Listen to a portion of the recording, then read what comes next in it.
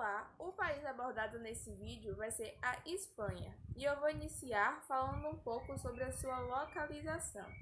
Vale destacar que a Espanha ela está localizada na Península Ibérica e a sua capital é a cidade de Madrid. Ela é localizada especificamente no sudoeste da Europa. Assim, o país ele faz limite com Portugal a oeste, com o mar Mediterrâneo a leste, com a França ao sul e com o Oceano Atlântico ao norte. Além dessas informações, podemos destacar também que até o início do século XV, a Espanha ela não existia como nação. Contudo, tempos depois, ela se formou a partir da junção dos reinos de Castela, Aragão, Navarra, Catalunha, Galícia, Astúrias e Leão. Entre as características gerais da Espanha, temos a topografia. A Espanha ela é constituída por mais de 50% de planaltos que medem 600 metros acima do nível do mar.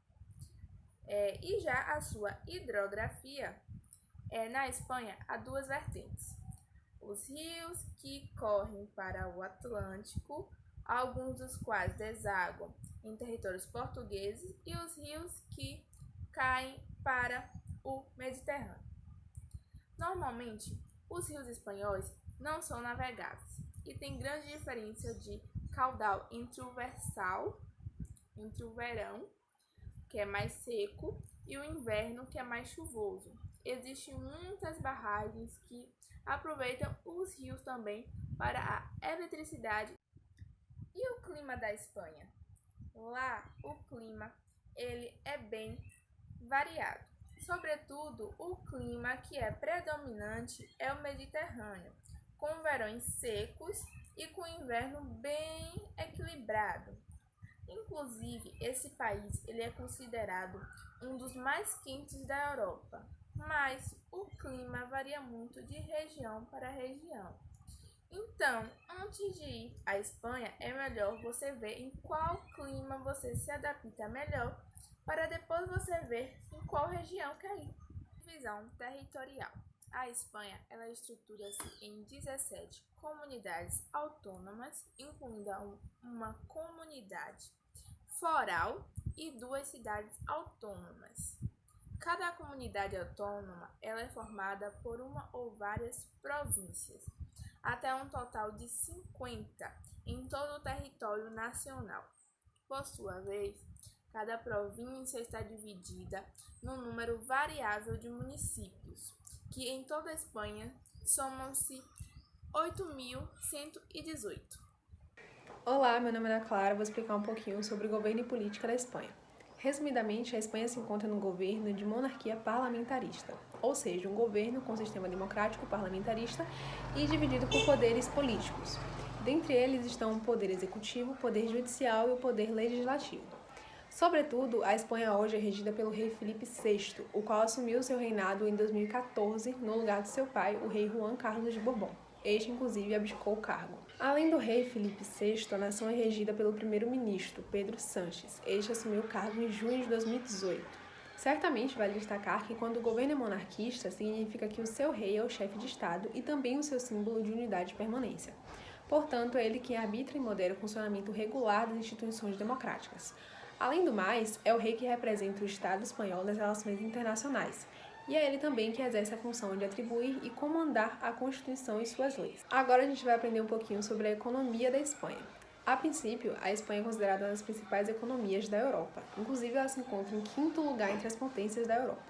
Basicamente, a Espanha se destaca na exportação de veículos, calçados, construção naval, indústria siderúrgica, química e têxtil. Além disso, ela ainda se destaca na agricultura por conta do cultivo de uvas e laranjas. Tanto é que os espanhóis são grandes produtores de vinhos e azeites, isso sem contar a pesca, que também é uma atividade bem enriquecedora, e claro, o turismo, que é responsável por grande parte da receita do país.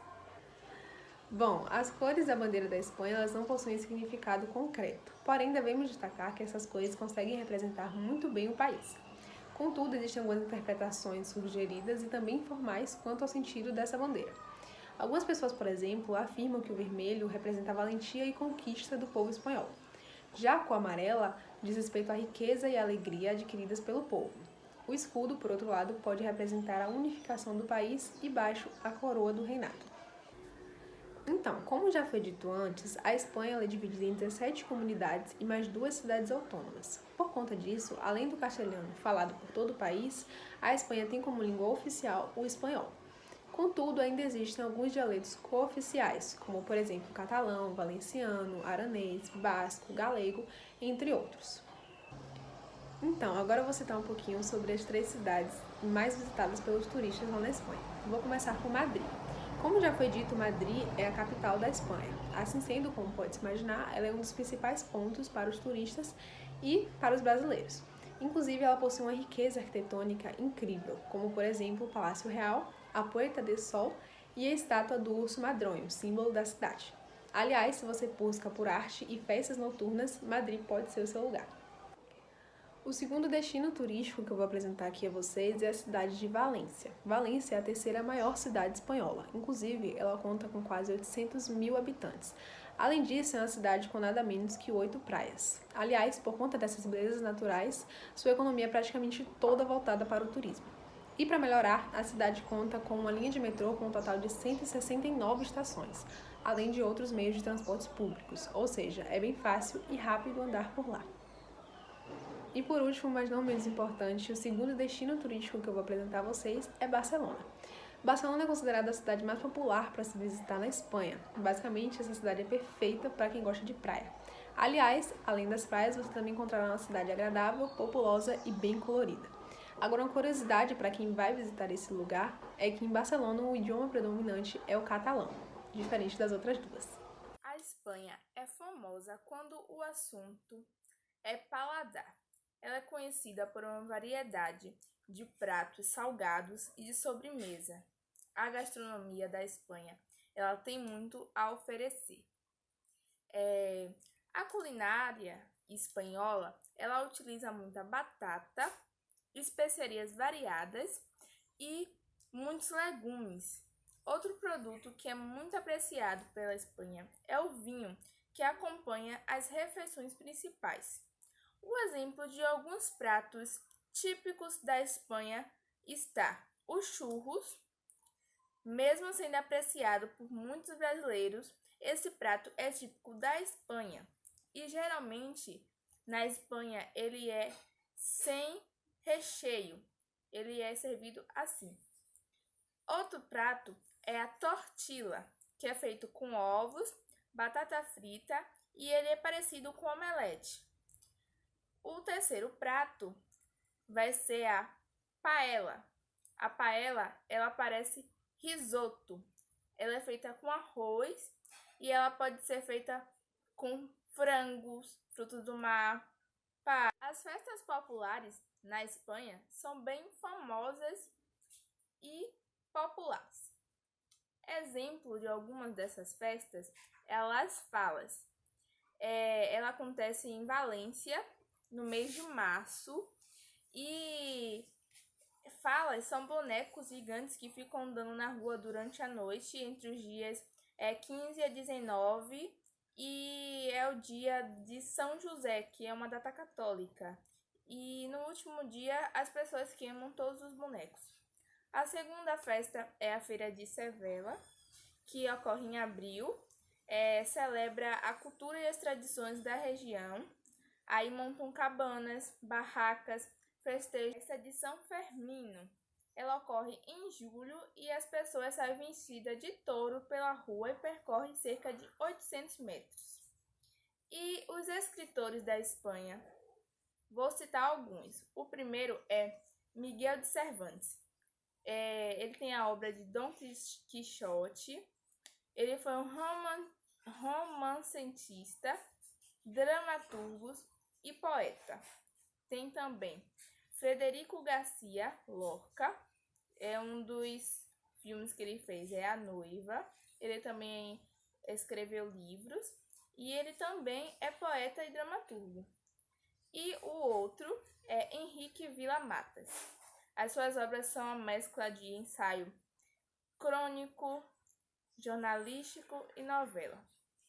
A sua literatura, ela dilui os limites entre a ficção. Bom, com relação ao enfrentamento da pandemia do novo coronavírus, a Espanha ela só decretou isolamento social obrigatório depois de uma trágica experiência com o coronavírus. Só quando as pessoas começaram a morrer em massa que os governantes eles entenderam que primeiro eles precisavam salvar as vidas e depois a economia.